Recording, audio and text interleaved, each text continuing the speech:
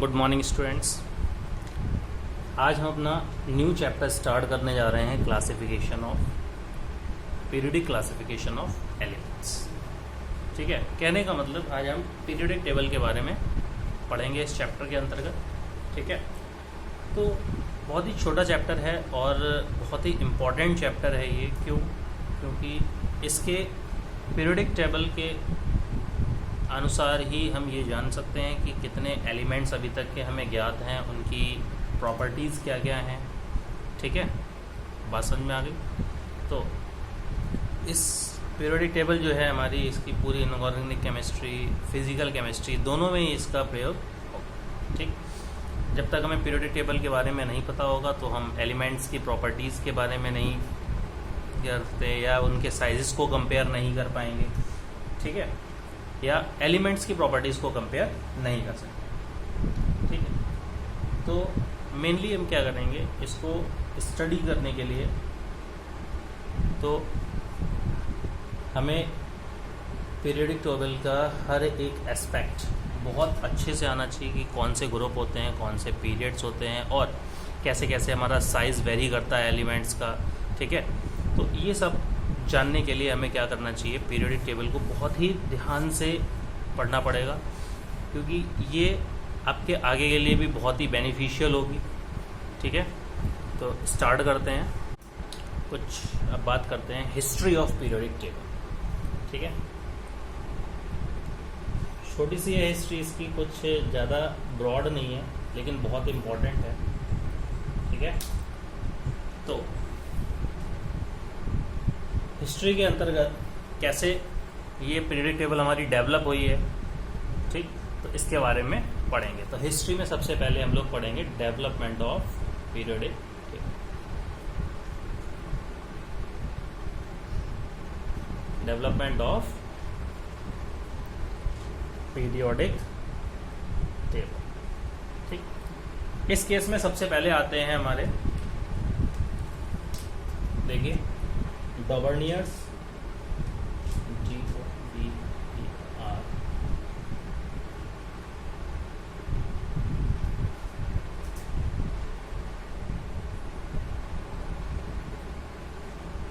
Tribes. ठीक है, गवर्नियर क्या थे, एक साइंटिस्ट थे। ठीक है, और इन्होंने क्या किया, जितने भी एलिमेंट्स उस टाइम पे ज्ञात थे उन सबको इन्होंने कलेक्ट किया और 3 के ग्रुप्स में अरेंज कर दिया। ठीक है, ट्राइड का मतलब होता है 3। ठीक, और इन्होंने एलिमेंट्स को जब व्यवस्थित किया ट्राइड्स में, तो इस ट्राइड की बहुत ही अच्छी कैरेक्टरिस्टिक प्रॉपर्टी थी एक, कि मान लीजिए अगर 3 एलिमेंट्स को इन्होंने A, B और C, ठीक है, ये एक ट्राइड है। ठीक, तो इसकी कैरेक्टरिस्टिक प्रॉपर्टी क्या थी इस ट्राइड की, जो B एलिमेंट है इसका मास जो होगा, ठीक है, B का जो मास होगा वो इन दोनों के मास के एवरेज के बराबर होगा। ठीक है, तो बात समझ में आ गई। तो इन्होंने क्या किया, एक एलिमेंट्स को ट्राइड में 3 के ग्रुप में अरेंज किया और उनका कहना था कि जो कॉर्नर एलिमेंट्स हैं उनके मास का एवरेज बीच वाले एलिमेंट के मास के बराबर होगा। ठीक है, तो इन्होंने क्या किया, देखिए, गवर्नियर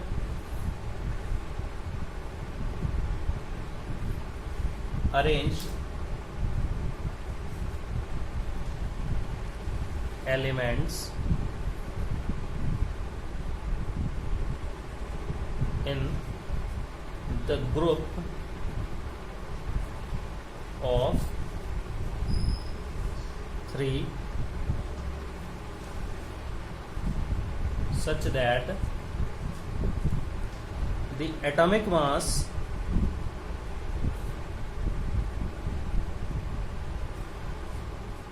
of the middle element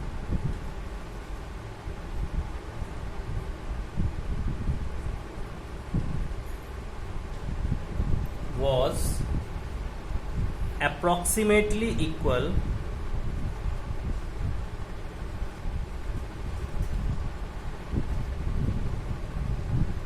approximately equal to the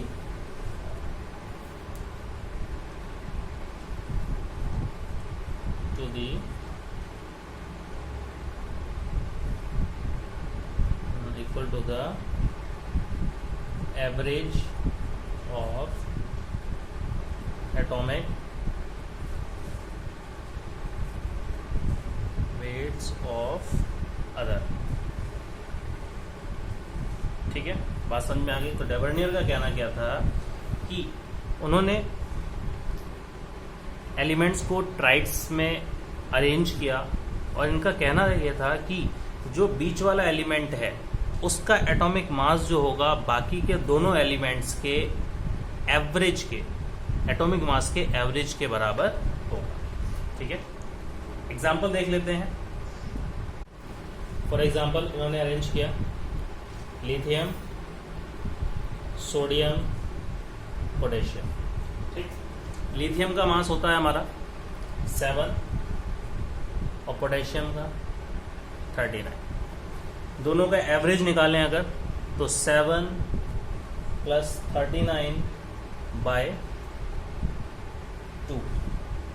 ठीक है, बात समझ में आ रही है। देखिए 7 + 39 ये हो गया हमारा 46/2 और आ गया 23। तो सोडियम का जो एटॉमिक मास होगा वो क्या होगा 20।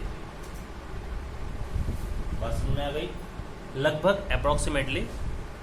अनदर एग्जांपल देख लेते हैं, जैसे क्लोरीन, ब्रोमीन और आयोडीन। ठीक, तो क्लोरीन का एटॉमिक मास बेटा होता है लगभग 35.5। ठीक, और इसका 127। इनका एवरेज निकालिए। देखिए 35.5 + 127/2। ठीक है, जो लगभग इक्वल आएगा 81 के आसपास अप्रॉक्स। ठीक है, तो ऐसे क्या किया उन्होंने, एलिमेंट्स को 3-3 के जोड़े में अरेंज किया। ठीक, लेकिन और उनका कहना यह था कि जो भी एलिमेंट्स होंगे वो इस रूल को फॉलो कर रहे हैं तो उनकी प्रॉपर्टीज भी क्या होंगी, वो सेम होंगी। ठीक, लेकिन क्या हुआ, उन्होंने जो ट्राइड्स बनाए थे वो 2 से 3 या 4 ट्राइड्स बना पाए। उसके बाद में एलिमेंट्स की प्रॉपर्टीज जो होंगी वो वेरी करने लगी और ट्राइड्स नहीं बना पाए। ठीक है, तो उन्होंने क्या किया, इसको अरेंज किया और क्या कर दिया, ट्राइड्स का अपना दे दिया। ठीक है, तो इसकी एक ही ड्रॉबैक है कि जो ड्रॉबैक क्या है, देखिए ओनली लिमिटेड ट्राइड्स वर फॉर्म। ठीक है, यानी आगे वे ट्राइड्स को नहीं बना सका। ओके, तो बेटा इनके कुछ लिमिटेशंस थे।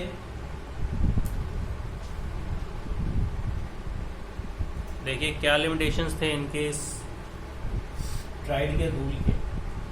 तो पहला लिमिटेशन क्या था, जो एटॉमिक मास था तीनों एलिमेंट्स का वो लगभग सेम था। ठीक है, एटॉमिक मास जो 3 एलिमेंट्स इन्होंने अरेंज किए थे ट्राइड्स में वो लगभग तीनों का सेम था। ठीक, लेकिन मेजर ड्रॉबैक क्या था कि ये जो ट्राइड का फॉर्मूला था इनका वो कुछ ही एलिमेंट्स के लिए, कुछ फ्यू एलिमेंट्स के लिए ही लागू हुआ, उसके बाद में वो लागू नहीं हुआ, रेस्ट्रिक्ट हो गया।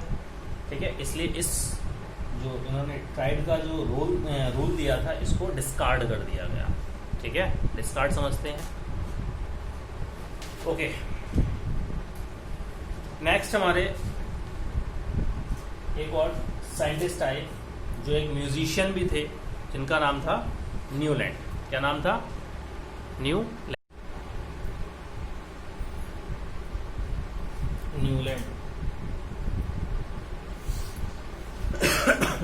इन्होंने लॉ दिया था न्यूलैंड्स लॉ ऑफ ऑक्टेव। ठीक है, ऑक्टेव का मतलब होता है बेटा 8 से, ठीक है। इनका कहना यह था कि जैसे म्यूजिक में क्या होता है 7 नोट्स होते हैं, उसी प्रकार के क्या होता है जो 8वां नोट जो होता है वो सेम रिपीट हो जाता है। उसी प्रकार इनका कहना यह था कि एलिमेंट्स को, इनका कहना यह था कि एलिमेंट्स को अगर हम उनके एटॉमिक मासेस के आधार पर अरेंज करें तो प्रत्येक 8वें एलिमेंट की प्रॉपर्टी जो होगी वो पहले वाले एलिमेंट से बिल्कुल सेम होगी या सिमिलर होगी, ठीक है। तो न्यूलैंड ने लॉ ऑफ ऑक्टेव दिया, ठीक है। तो इनके अनुसार क्या था देखो,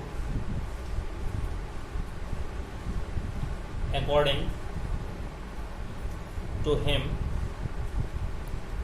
if elements are arranged in increasing order of their atomic weights, then each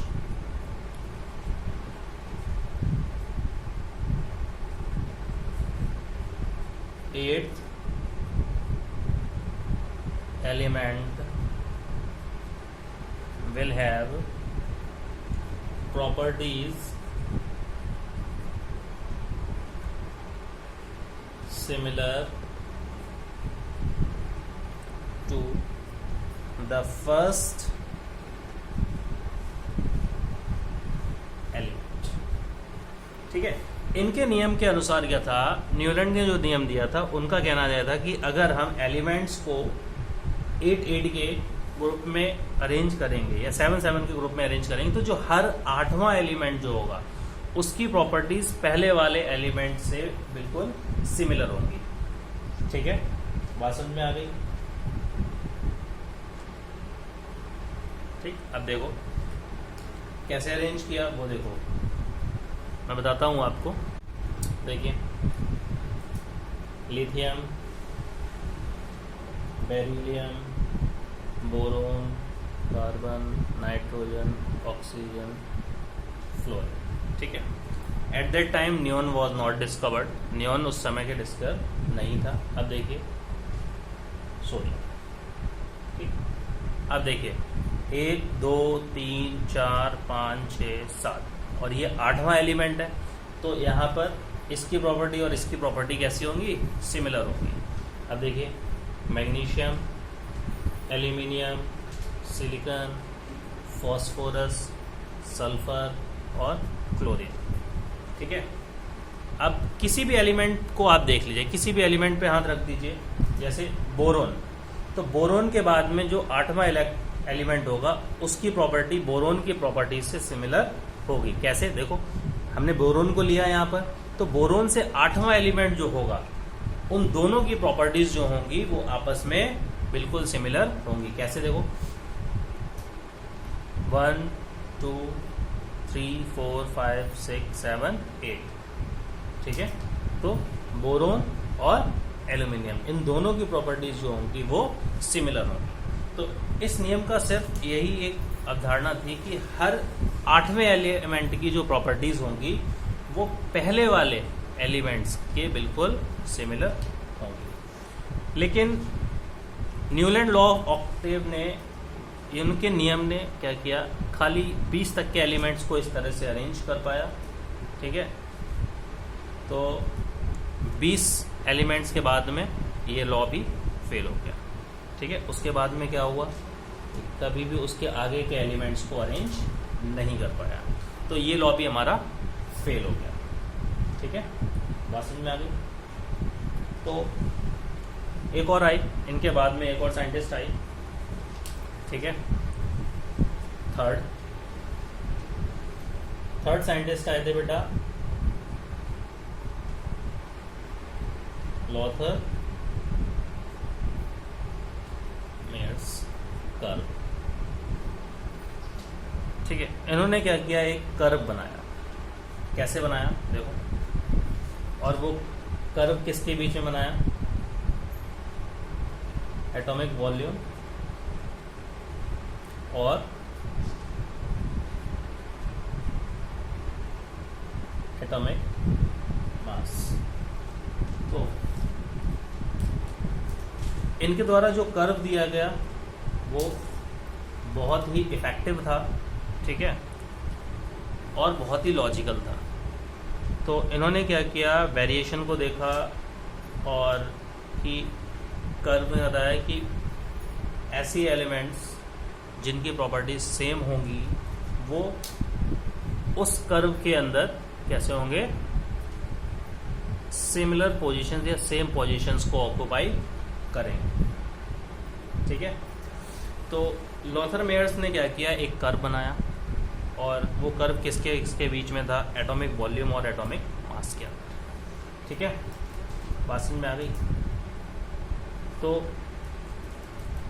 उस कर्व में सेम पोजीशन वे एलिमेंट्स जो सेम पोजीशन ऑक्युपाई करेंगे, जिनकी प्रॉपर्टीज बिल्कुल सेम होंगी।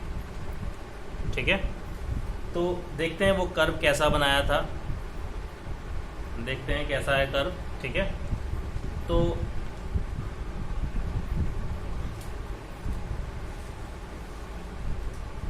लेकिन इनका कहना क्या था कि ऐसे एलिमेंट्स जिनकी प्रॉपर्टीज सेम हैं वो सेम पोजीशन को ऑक्युपाई करेंगे। ठीक है, देखते हैं कर्व क्या है, कैसा कर्व है। ठीक है, देखो कर्व,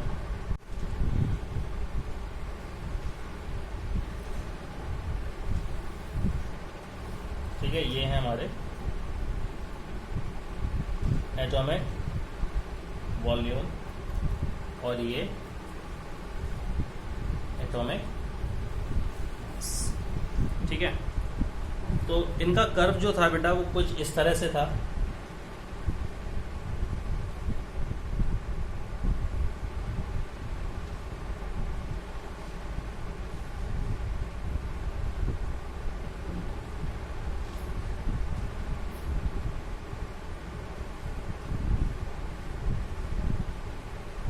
ठीक है, कुछ इस तरह से वेरी कर रहा था।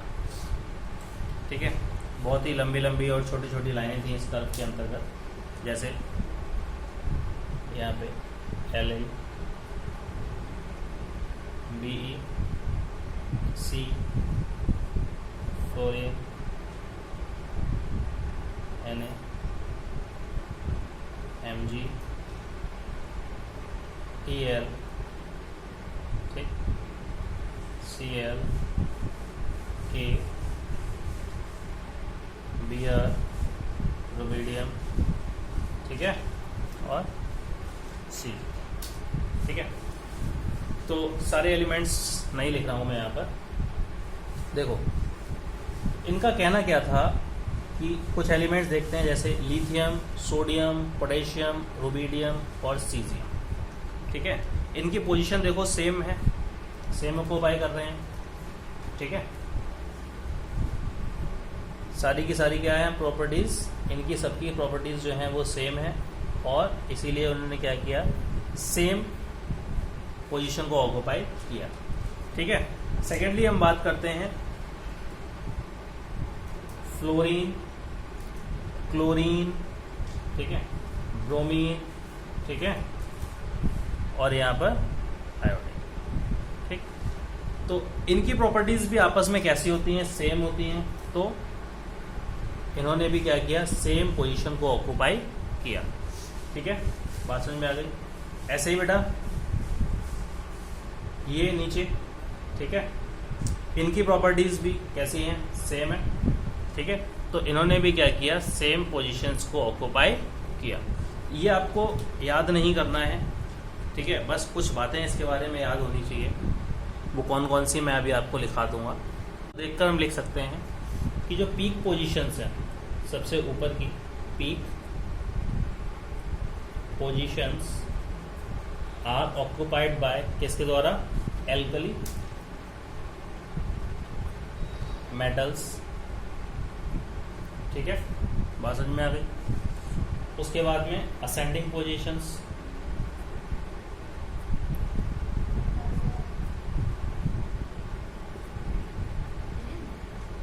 जैसे हेलोजेंस ने, एक मिनट, सभी हमने देखे थे फ्लोरीन, क्लोरीन, ब्रोमीन और आयोडीन।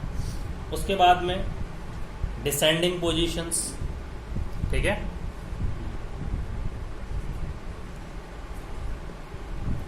डिसेंडिंग पोजीशंस, ये किसने किया था? देखिए, एल्कलाइन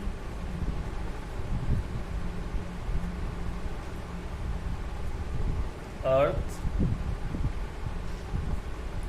मेटल्स, ठीक है। तो पीक पोजीशन कौन से एलिमेंट्स ने ऑक्यूपाई किया था? एल्कली मेटल्स ने। असेंडिंग पोजीशंस हेलोजेंस ने, और descending positions alkaline earth metals. Okay, बात समझ में आ गई? ओके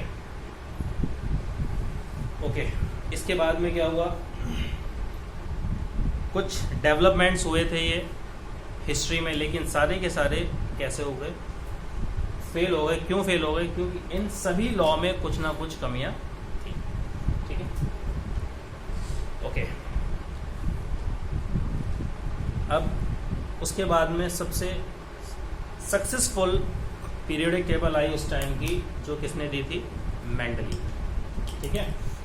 तो 3 के बारे में हम पढ़ चुके हैं, 4th हमारे हैं मेंडलीव्स,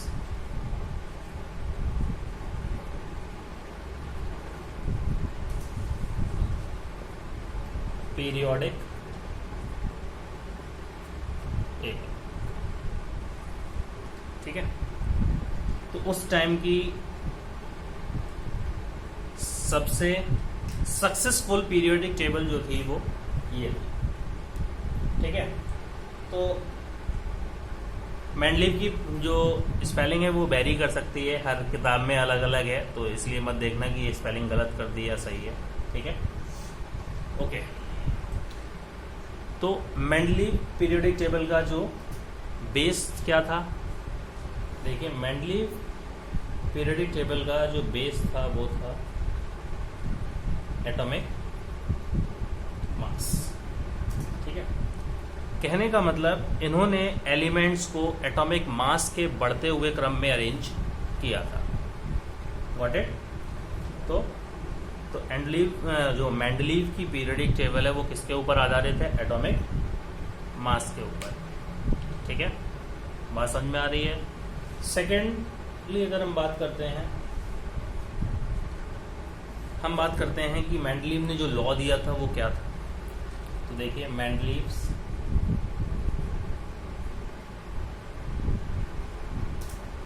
पीरियोडिक लॉ, ठीक। देखिए क्या लॉ था इनका? According to him,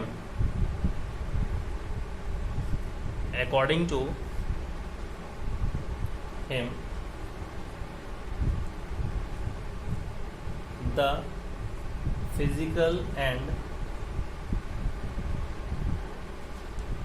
chemical properties of elements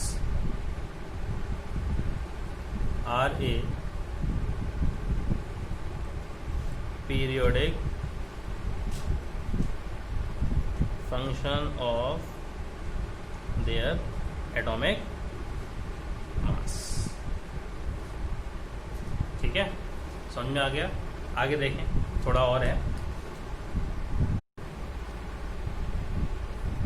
that is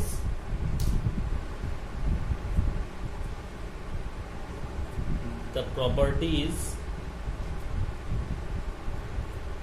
will repeat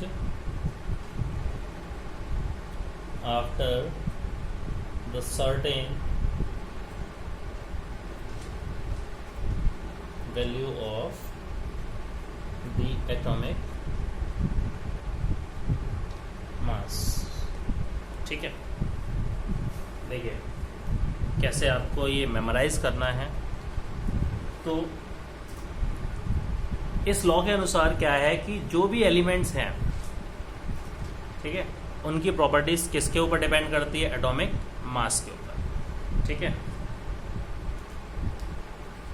कहने का मतलब अगर हम एलिमेंट्स को इनके एटॉमिक मास के आधार पर अरेंज करते हैं तो हर एक फिक्स वैल्यू के बाद में, ठीक है, हर एक फिक्स वैल्यू के बाद में क्या होगा? इनकी प्रॉपर्टीज जो होंगी वो रिपीट करती रहेगी। ठीक है, ये इन्होंने क्या किया, एक लॉ दिया था अपना। ठीक है, तो इन्होंने क्या किया, एलिमेंट्स को बढ़ते हुए एटॉमिक मास के आधार पर अरेंज किया था। तो सेकेंडली इनका मेन पॉइंट क्या था? देखिए, he arrange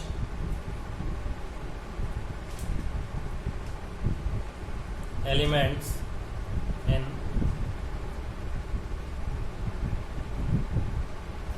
increasing order of atomic mass. ठीक है, ये एक बेसिक फंडा था कि जो हमारे मेंडलीव थे उन्होंने अपनी पीरियोडिक टेबल किस आधार पर अरेंज की। ठीक है, और सबसे इम्पॉर्टेंट चीज क्या है कि इसके फायदा क्या हुए इससे, या इसके अचीवमेंट्स क्या हुए। ठीक है, ओके, अचीवमेंट्स क्या क्या हुए इस लॉ के बाद में वो देखिए।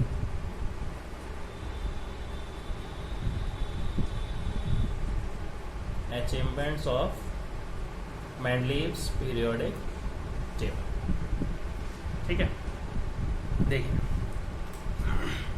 सबसे पहला क्या हुआ कि जो एलिमेंट्स जो थे सिमिलर प्रॉपर्टीज के, एलिमेंट्स विद सिमिलर प्रॉपर्टीज, ठीक है, were placed in the same group. ठीक, आगे हम पढ़ेंगे ग्रुप क्या है। ठीक है, तो जो एलिमेंट्स थे जिनकी प्रॉपर्टीज सेम थी वो सेम ग्रुप में प्लेस किए गए, सेम ग्रुप में रखे गए। Elements with same properties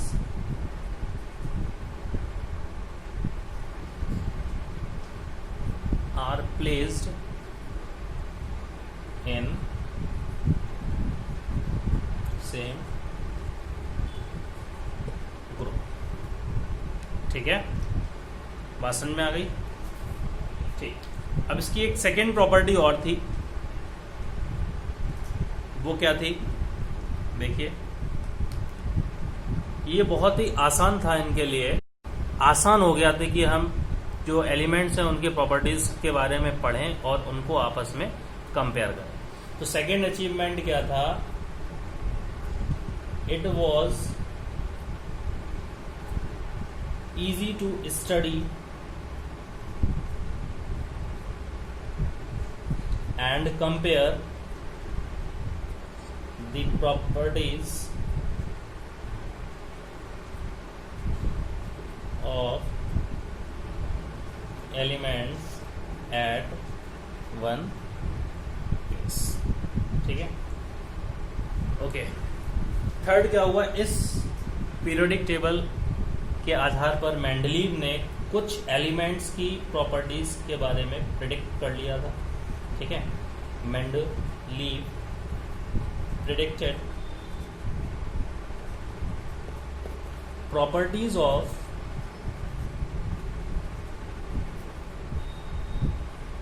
some elements. ठीक है, Mendeleev property predicted the properties of some elements, ठीक है, जो उस टाइम पे ज्ञात नहीं थे, which were not known at that time। और क्या क्या उन्होंने कुछ गैप्स छोड़ दिए थे अपनी पीरियोडिक टेबल में। ठीक है, and left some gaps for them। ठीक है, अपनी पीरियोडिक टेबल में मेंडलीव का सबसे बड़ा अचीवमेंट यही था कि उसने क्या किया था, अपनी पीरियोडिक टेबल में कुछ अननोन एलिमेंट्स के लिए गैप्स छोड़े हुए थे। ठीक है, ठीक है। तो उन गैप्स को उन्होंने क्या किया, कुछ नाम दे दिए। ठीक है, उस टाइम पे एलिमेंट्स तो ज्ञात नहीं थे। ठीक है, तो उनके अनुसार क्या था कि मान लो उन्होंने गैप दिया है तो उनका कहना यह था कि यहाँ पर जो एलिमेंट फिक्स होगा तो उसकी प्रॉपर्टीज इस पूरे ग्रुप से सिमिलर होगी। ठीक है, बात समझ में आई। तो कहने का मतलब क्या किया उसने, कभी भी भविष्य में अगर एलिमेंट्स ज्ञात होते हैं तो वो इस प्रॉपर्टीज वाले इस गैप में ही फिक्स होंगे। तो ये भविष्यवाणी उसने अपनी इस पीरियोडिक टेबल से कर दी थी। ठीक है, बात समझ में आ गई। तो फाइनली क्या हुआ बेटा, ऐसे एलिमेंट्स ज्ञात हुए, मॉडर्न टाइम के साथ साथ ऐसे एलिमेंट्स एग्जिस्टेंस में आए और उनकी प्रॉपर्टीज भी मेंडलीव की बताई हुई प्रॉपर्टीज से बिल्कुल सिमिलर निकली और उनको वही स्थान दिया गया। ठीक है, आगे हम अपनी नेक्स्ट क्लास में बात करेंगे। आज के लिए इतना ही। Thank you.